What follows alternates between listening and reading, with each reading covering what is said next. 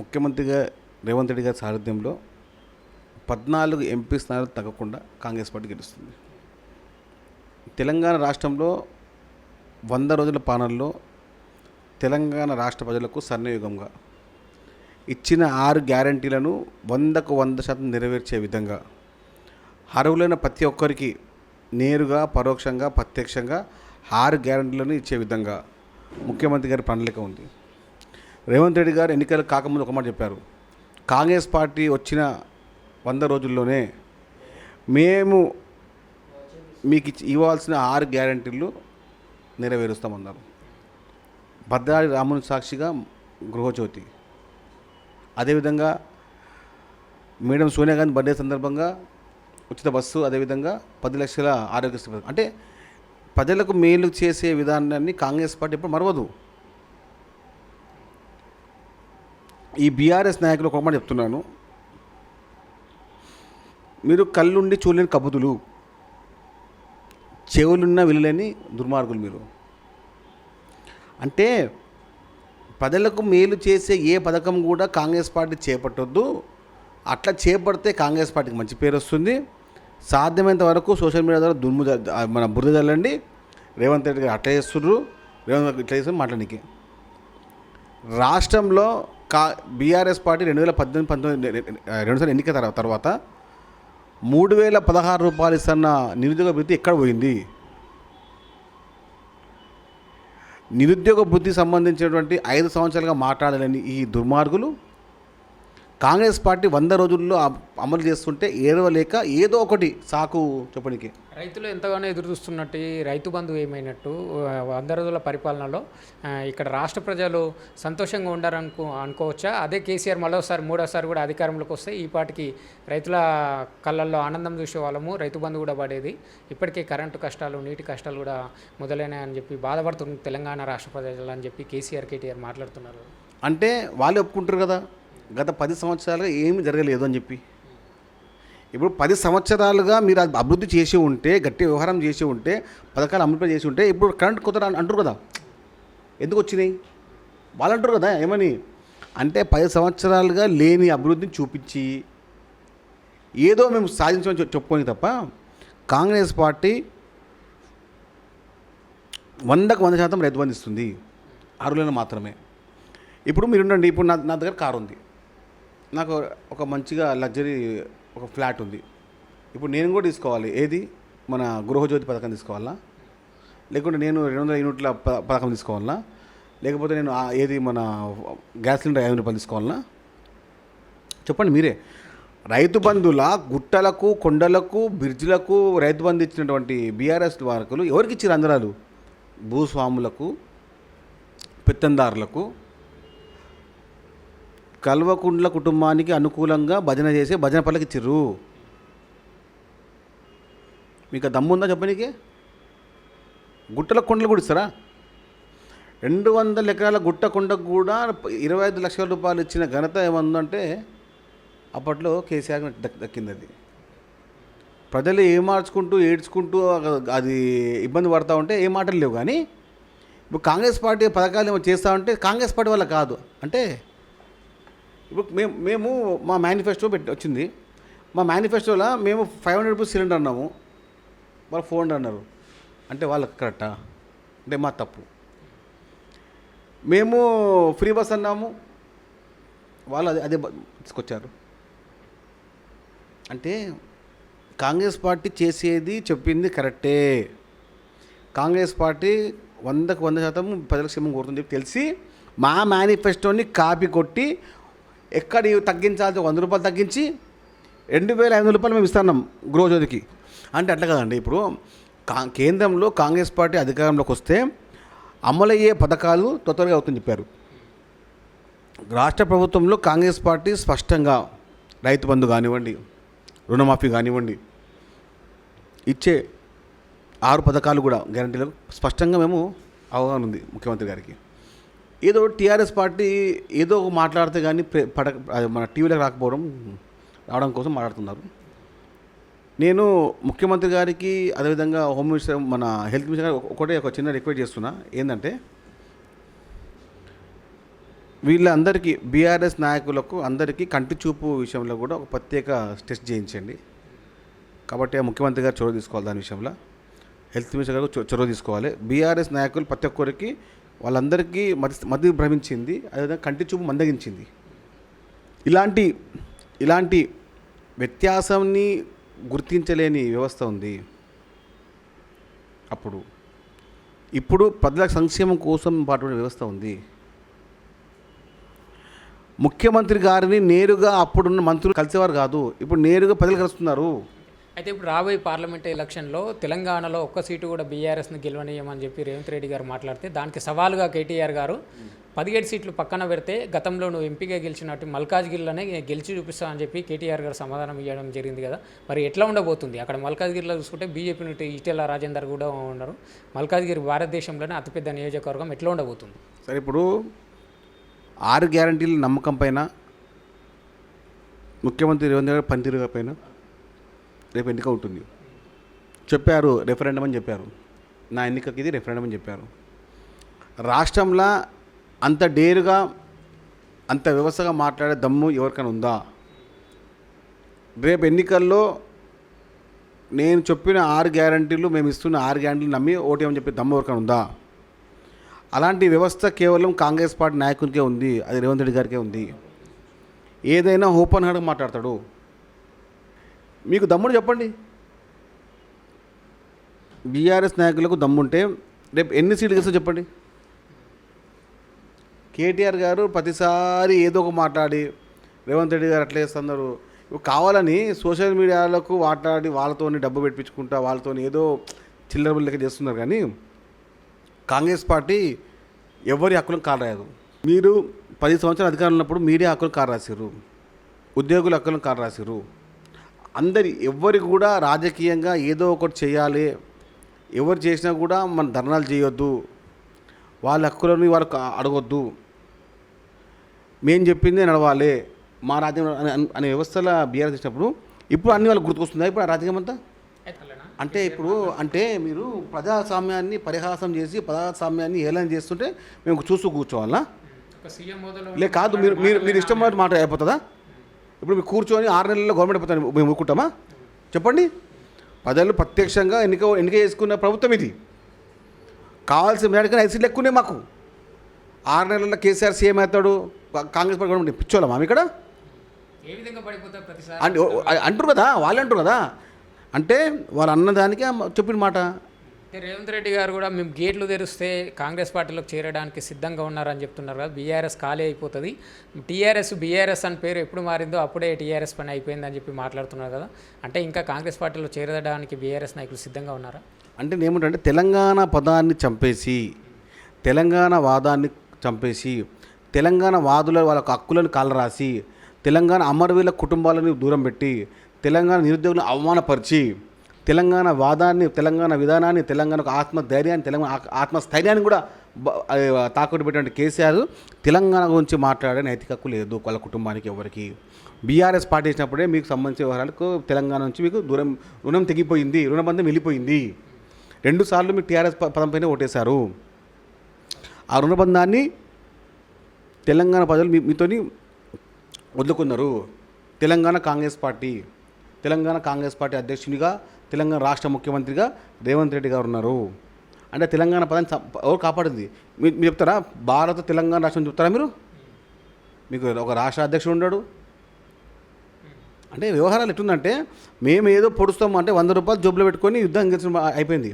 NDA కూటమిని India కూటమి చిత్తుగా ఓడుస్తుంది.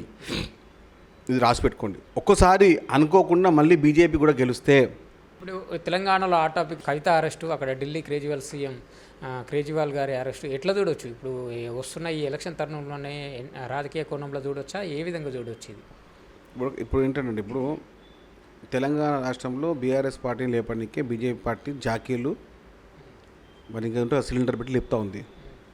ఎంత లేపినా బీఆర్ఎస్ పార్టీ లేదని తెలిసిపోయింది వాళ్ళకు కూడా.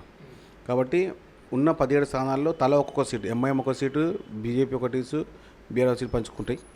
అది కూడా వాళ్ళకి డౌటే ఉంటుంది. మిగతా 14 సీట్లు కాంగ్రెస్ పార్టీ స్పష్టంగా గెలుస్తున్నాయి.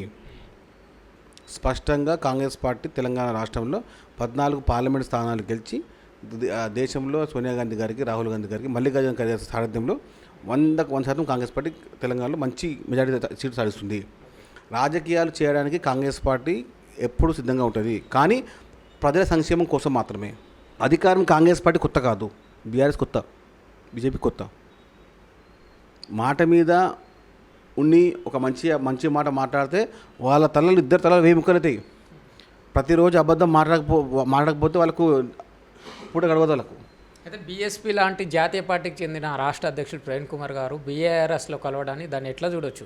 అధికారంలో కాంగ్రెస్ పార్టీ ఉంటే కొంతమంది కాంగ్రెస్ పార్టీలో చేరుతున్నప్పటికీ ఆయన మునిగిపోయిన ఆవాలంటే బీఆర్ఎస్ పార్టీలో చేరిందని చెప్పి మాట్లాడుతుండ్రు కదా, ఆ చేరికను ఎట్లా చూడొచ్చు? బీఆర్ఎస్ పార్టీకి ఈ బహుజన వర్గాలకు సంబంధించి, అట్టడుగు వర్గాలకు సంబంధించి నాయకుల బలం చేకూరుందని అనుకోవచ్చా? ఎట్లా ఉండబోతుంది?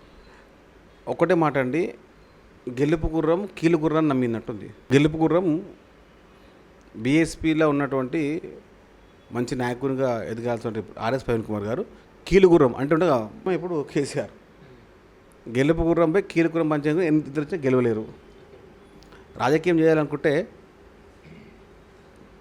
ప్రవీణ్ కుమార్ గారు అజ్ఞాని విజ్ఞాని, అజ్ఞాని ఇన్ విజ్ఞాని. విజ్ఞాని ఉన్నాడు చదువుకోవడంలో, అజ్ఞాని రాజకీయంలో. పెద్ద నాయకులు మనం ఏం మాట్లాడలేము. భవిష్యత్తులో ఆయన చేసిన తప్పని తెలుసుకుంటారు, మళ్ళీ టీఆర్ఎస్ పార్టీ బీఆర్ఎస్ పార్టీ వదిలి వస్తారు. ఎట్లయినా మెచ్చుకుని అట్లే తిట్టొస్తాడు. పార్లమెంట్ ఎలక్షన్లో భాగంగా తెలంగాణలో మీకు మీ ప్రత్యర్థి పార్టీ ఎవరని భావిస్తారు? ఈ కేంద్రంలో అధికారంలో ఉన్న బీజేపీ అని భావిస్తారా, లేకుంటే గతంలో 2 సార్లు అధికారంలో ఉన్న బీఆర్ఎస్ పార్టీ అని భావిస్తారా? ఏ పార్టీల మధ్య గట్టి పోటీ ఉండొచ్చు? వీళ్ళిద్దరిని కూడా మరలా కాంగ్రెస్ పార్టీ కాదని కొంచెం ఏమైనా తెచ్చుకుంటే కూడా ప్రజలు వారి హక్కులను వాళ్ళు కోల్పోతారు తెలియకుండా. బీజేపీ పార్టీ ఎన్నికలు వచ్చే సమయానికి రాజకీయాలు చేయాలనుకుంటే అటు ముస్లింల పైన కానివ్వండి, ఇటు దేవాలయాల పైన కానివ్వండి, మత సాందర్శం పైన కానివ్వండి, ఏదో ఒక ఇష్యూ కావాలి తప్ప నేను గుడి కడతాను, నేను బడి కడతాను, నేను రోడ్లు వేస్తాను, నేను పేదలకు అన్నం పెడతాను, అలాగే పథకాలు ఇస్తాను ఏం మాట్లాడు. ఈ 5 సంవత్సరాల్లో వచ్చిన 3 నెలల్లో బీజేపీ పార్టీ సెంటర్ నుంచి ఏదో ఒక ఫండ్ తెలంగాణకు ఇచ్చిందా? ఇవ్వరు. కానీ తెలంగాణ నుంచి సీట్లు కావాలి. బీజేపీ నరనరాన తెలంగాణ అవమానించిన పార్టీ. పార్లమెంట్ సాక్షిగా నరేంద్ర మోడీ గారు ప్రధానమంత్రి హోదాలో పార్లమెంట్ సాక్షిగా తెలంగాణ అవమానిపించాడు. ఏమన్నాడు? తల్లిని చంపి బిడ్డను బతికించన్నారు. అంటే రాజ్యాంగబద్ధంగా తెలంగాణ ఏర్పడితే, పార్లమెంట్ సాక్షిగా రాజ్యసభ మన లోక్సభ సాక్షి పార్లమెంట్ ఏర్పడితే, అంబేద్కర్ ఆర్టికల్ 3 తెలంగాణ ఏర్పడితే మీకు ఇంకా అవమానమా? దళితులపైన ఇదేనా మీరు ఇచ్చే వ్యవస్థ? అయితే ఈ 70 ఏళ్ల స్వతంత్ర భారతదేశంలో దాదాపు 50 సంవత్సరాలకు పైగా కాంగ్రెస్ పార్టీ అధికారంలో ఉంది. కాంగ్రెస్ పార్టీ చేసింది ఏంది? బీజేపీ 2 సార్లు అధికారంలో ఉంది. బీజేపీ చెయ్యంది ఏంది తెలంగాణకు? కానీ గిరిజన యూనివర్సిటీ ఇస్తున్నారు, ఇచ్చారా? ఐఐటి ఇస్తున్నారు, ఇచ్చారా? చెప్పండి. కిమ్స్ ఇస్తున్నారు, ఇచ్చారా? భద్రాద్రి రాముడిని మర్చిపోయిన ఇలాంటి బీజేపీ నాయకులకు తెలంగాణ ఇట్లా అడుగు పెడతారు? కొంచెం సిగ్గు ఉండాలి. మనం మనిషికి అన్నం తింటున్నాం కదా మనం కూడా. బీజేపీ పార్టీ ఎప్పుడైనా తెలంగాణకు ఒక నయా పైసా పెట్టిందా? అబ్బా, కిషన్ రెడ్డి గారు కుర్కురే అమ్ముకుంటారండి, కుర్కురే పాకెట్ ఇస్తూ ఉంటారు. కిషన్ రెడ్డి గారు ఆయన గురించి నేనేం మాట్లాడాలి? కేంద్ర మంత్రి హోదాలా ఆయన గెలిస్తే కూడా ఇక అన్యాయం. ఇక అసెంబ్లీ ఎన్నికల ముందు బండి సంజయ్ అధ్యక్ష పదవి తర్వాత కిషన్ రెడ్డికి అధ్యక్ష పదవి ఇచ్చిన తర్వాత ఆ గ్రాఫ్ కొంచెం తగ్గినందుకు కాంగ్రెస్కి అవకాశం వచ్చింది ప్రభుత్వం ఏర్పాటు చేయడానికి అని మాట్లాడుతున్నారు కదా. అవును, నేను చెప్తున్నది అట్లా కాదండి. ఇప్పుడు బీఆర్ఎస్ పార్టీ కనుసన్నల్లో బీజేపీ అధికారులు పనిచేస్తున్నారు. కేసీఆర్ ప్రత్యక్షంగా పరోక్షంగా బండి సంజయ్ చేంజ్ చేసి చెప్తున్నారు. మేము చేంజ్ చేస్తామా? బీజేపీ పార్టీ మాకు అనుబంధ పార్టీయా? మీరేగా చేంజ్ చేసుకుంది. బండి సంజయ్ ఉంటే కాంగ్రెస్కి అవకాశం రాకుండా అంత సీన్ లేదు. ఆయన ఉంటే ఆయన గెలుస్తుండే కదా. ఆయన కూడా బండి సంజయ్ గారు అంత తీసుమార్క్ ఆయన గెలుస్తుండే ఎమ్మెల్యేగా. మీకు మాట్లాడుతానండి, బీజేపీ పార్టీకి నాయకులు లేరు. అది సౌండ్ లేదు, గ్రౌండ్ లేదు తెలంగాణ రాష్ట్రంలో. ఆడద నాయకులు అంతా 6 మందే: బండా దత్తాత్రేయ, కిషన్ రెడ్డి, బండి సంజయ్, ఇంకో ఈటెల, రాజాసింగ్, అంతే. అందరంతా అరువు నాయకులే కదా, ఆ పార్టీ ఈ పార్టీ వచ్చిన నాయకులే కదా. ఇప్పుడు 8 మంది ఉన్న ఎమ్మెల్యే ఏ నాయకులు? కాంగ్రెస్ పార్టీ నాయకులు కదా 5 మంది అందులో ఎమ్మెల్యేలు. బీజేపీ పార్టీలో ఉన్నటువంటి 8 అసెంబ్లీ సభ్యుల్లో 5 మంది కాంగ్రెస్ పార్టీ గత ఎన్నికల్లో పోటీ చేసిన వాళ్ళే. వాళ్ళేమనుకుంటారు, మేము వాళ్ళకి ఎక్కడుంది, ఏం కథ, వాళ్ళ వ్యవస్థ ఏంది, వాళ్ళకి ఏముందన్నట్టు అసలు బీజేపీ పార్టీకి తెలంగాణ వాళ్ళకి ఏం సంబంధం? తెలంగాణ నుంచి కొట్టాడినోళ్ళ, జెండా మోస్టోళ్ళ, తెలంగాణ అన్నోళ్ళ వాళ్ళు తగుదనమ్మా అన్న వచ్చి ఓట్లాడుతూ ఉంటారు. వచ్చి కొంచెం సిగ్గుండాలి. అయితే చివరిగా ఇప్పుడు రాబోయే పార్లమెంట్ ఎన్నికల్లో భాగంగా బీఆర్ఎస్కి బీజేపీకి కాకుండా కాంగ్రెస్ పార్టీకి ఎందుకు ఓటేయాలంటారు, ఎందుకు అవకాశం ఇవ్వాలంటారు? ప్రజల సంక్షేమం కోసం, యువతకు బంగారు భవిష్యత్తు కోసం, నిరుపేద కుటుంబాలకు సంక్షేమం కోసం, బడుగు బలహీన వర్గాల ఇంటి అభివృద్ధి కోసం, తెలంగాణను బంగారు తెలంగాణ చేయడం కోసం తెలంగాణ రాష్ట్ర కాంగ్రెస్ పార్టీకి ఓటేయడం చాలా ముఖ్యం. బీజేపీ వాళ్ళు గల్లీలో ఎవరున్నా ఢిల్లీలో బీజేపీ ఉండాలి, దేశం కోసం, ధర్మం కోసం. ఈ 10 ఏళ్లలో ప్రపంచ దేశాలు భారతదేశం వైపు చూస్తున్నా అంటే అది కేవలం నరేంద్ర మోడీ వల్లనే. ఎలాంటి దాడులు కానీ ఎలాంటి ఏం జరగట్లేదు ఈ 10 ఏళ్లలో అని చెప్పి మాట్లాడుతున్నారు కదా వాళ్ళు. కాంగ్రెస్ పార్టీ 2004లో దానికన్నా ముందు దాని తర్వాత ఎలాంటి మన విచారాత్మక చర్యలు తీసుకున్నది, ఏ విధంగా మన ఉద్యమాలు చేసింది, ఏ విధంగా మన దేశ ప్రగతి కోసం ఒక వ్యవహారం చేస్తుంది. ఆ వ్యవహారం వల్ల ఇప్పుడు ప్రత్యక్షంగా పరోక్షంగా ప్రజలకు మేలు అవుతుంది. కాంగ్రెస్ పార్టీ ఎప్పుడు మేలు ప్రజల కోసం చేస్తుంది. అందులో పార్టీ నష్టమైన మేమేం బాధపడము. దేశ ప్రజల ప్రగతి కోసము, వారి హక్కుల కోసము కాంగ్రెస్ పార్టీ ఎప్పుడు పాటుపడి ఉంటుంది. రాజకీయాలు చేయాలనుకుంటే చాలా విషయాలు ఉన్నాయి. ధర్మం కోసం, దేశం కోసం అని మాట ఇలాంటి డూప్లికేటు నాయకులు చాలా ఉన్నారు. వాళ్ళని తరిమి కొట్టే ప్రజలు చాలా దగ్గర ఉన్నారు. దొంగ జపాలు 4.5 సంవత్సరాలుగా పీడించి పిప్పి చేసిన ఈ బీజేపీ నాయకులు తగుదనమ్మా అని వచ్చి ఇప్పుడు ఓట్లాడుతున్నారు. తెలంగాణ ప్రజలను మోసం చేసినటువంటి ఈ దగులుబాజీ బీజేపీ బీఆర్ఎస్ నాయకులకు కర్రు కాల్చి వాత పెట్టి తరిమి కొట్టడానికి తెలంగాణ ప్రజలు కంకణం కట్టుకొని కూర్చున్నారు. మొన్న డిసెంబర్ ఎన్నికలు దానికి నిదర్శనము, ఇప్పుడు వచ్చే పార్లమెంట్గా దానికి నిదర్శనము. ఇక్కడ ఎన్ని సీట్లు గెలువవుతుంది కాంగ్రెస్ ప్రభుత్వము, బీజేపీ బీఆర్ఎస్కి ఎన్ని సీట్లు వస్తాం? మీ ప్రత్యర్థి పార్టీ ఎవరని భావిస్తారు? జూన్ 5వ తారీఖున మనం కలుద్దాం మిత్రమా. కాంగ్రెస్ పార్టీ 14 సీట్ల కన్నా తక్కువ గెలవదు. తెలంగాణ రాష్ట్రంలో రేవంత్ రెడ్డి గారి సారథ్యంలో తెలంగాణ రాష్ట్రంలో కాంగ్రెస్ పార్టీ 14 పార్లమెంట్ స్థానాలను గెలవబోతుంది. ప్రత్యర్థి లేరు, తలా ఒక్కడు పంచుకోండి. కాంగ్రెస్ పార్టీ ఎదుగు ఎవరు లేరు. కాంగ్రెస్ పార్టీ సంక్షేమంలో ముందుంది. 6 గ్యారెంటీలు నమ్మి నాకు ఓటేయని చెప్పారు, ఓటేశారు. ఆయన ప్రజాపాలన 100 ప్రజాపాలన 6 నెలల తర్వాత ప్రభుత్వంపై తిరగబడతామని మాట్లాడుతున్నారు అంటుంది ఎవరు? ఇలాంటి బీఆర్ఎస్ నాయకులు. ఆ 10 ఏళ్ళుగా ఏం చేసినారు వాళ్ళకు? 10 ఏళ్ళు ఏం చేసినారు వాళ్ళు? అయితే తెలంగాణలో ప్రత్యర్థి పార్టీ లేదంటారా? తెలంగాణలో ప్రజలకు స్పష్టమైన ఒక నాయకత్వం దొరికింది. ఉదయం కలవడానికి సమయం కావాల్సిన ప్రతి వ్యక్తికి సాయంత్రం ఇప్పుడు అదే రోజు 24 గంటలు కలుస్తున్నారు ఎమ్మెల్యేలు, ప్రజలందరూ. ఏళ్ళ తరబడి, నెలల తరబడి వేచి చూసిన ప్రజలు ఉన్నారు అప్పుడు గత 10 సంవత్సరాల్లో. కాబట్టి రాజు ప్రత్యక్షంగా ప్రజల్లో ఉన్నాడు, పాలించే నాయకుడు ప్రజల్లో ఉన్నాడు, ప్రజల సంక్షేమం కోరే నాయకుడు ప్రజల్లో ఉన్నాడు, ప్రజల నాయకుడు ప్రజలతోనే ఉన్నాడు, ఒక రైతు నాయకుడు ప్రజలతోనే ఉన్నాడు. ఒకటి మాట మిత్రమా చివరి చెప్తున్నా, కురుక్షేత్ర యుద్ధం నడిపింది కృష్ణుడు, నడిచింది అర్జునుడు. ఇక్కడ అర్జునుడు ఆయన్నే, కృష్ణుడు ఆయన్నే, ముఖ్యమంత్రి ఆయన్నే, పీసీ ప్రెసిడెంట్ ఆయన్నే. కాబట్టి మహాభారతాన్ని, కురుక్షేత్రాన్ని చాలా సులువుగా గెలిచిపోతాడు. ఈ రాబోయే పార్లమెంట్ ఎన్నికల్లో భాగంగా మీరు ఈ రాష్ట్ర ప్రజలకు మీ తరపున ఏం చెప్పదలుచుకుంటారు? అందరికీ ఒకటే విన్నపం, ఈ కళ్ళబొల్లి మాట్లాడే బీజేపీ నాయకులని వాళ్ళని నమ్మవద్దు. ఎన్నికలకు తప్ప ఎప్పుడు కూడా ప్రజల గురించి పట్టించుకొని ఈ దగులుబాజీ బీజేపీ నాయకులను తరిమి కొట్టండి. తెలంగాణ రాష్ట్రాన్ని అవమానపరిచినట్టు బీజేపీ నరేంద్ర మోడీ గారికి ఓటు వేయకండి. తెలంగాణ పదాన్ని పలకనేని బీఆర్ఎస్ బీజేపీ నాయకులు ఎవరు వచ్చినా కూడా తిరస్కరించండి. కాంగ్రెస్ పార్టీ మీ కన్నతల్లి లాంటిది. కాంగ్రెస్ పార్టీలోని ప్రతి ఒక్క కార్యకర్త, ప్రతి ఒక్క నాయకుడు అందరూ ఒకటే చెప్తున్నాము, తెలంగాణ రాష్ట్రాన్ని, తెలంగాణ కాంగ్రెస్ పార్టీ ఎప్పుడు మీకు అండగా ఉంటుంది. తెలంగాణ పదాన్ని, తెలంగాణ రాష్ట్రాన్ని కాపాడిందే కాంగ్రెస్ పార్టీ. కాబట్టి తెలంగాణ యువకులకు నిరుద్యోగులకు అమరవీరుల కుటుంబాలకు ఒకటే విన్నపము, వస్తున్నటువంటి బీజేపీ బీఆర్ఎస్ కళ్ళబొల్లి నాయకుల మాటలు నమ్మకండి. కాంగ్రెస్ పార్టీకి ఓటేసి అత్యధికంగా 14 సీట్లకు పైగా కాంగ్రెస్ పార్టీకి ఎంపీ సీట్లు ఇవ్వండి. ఆంధ్రప్రదేశ్లో నష్టపోయినా కూడా తెలంగాణ ఇచ్చినటువంటి కాంగ్రెస్ పార్టీ నమ్మండి.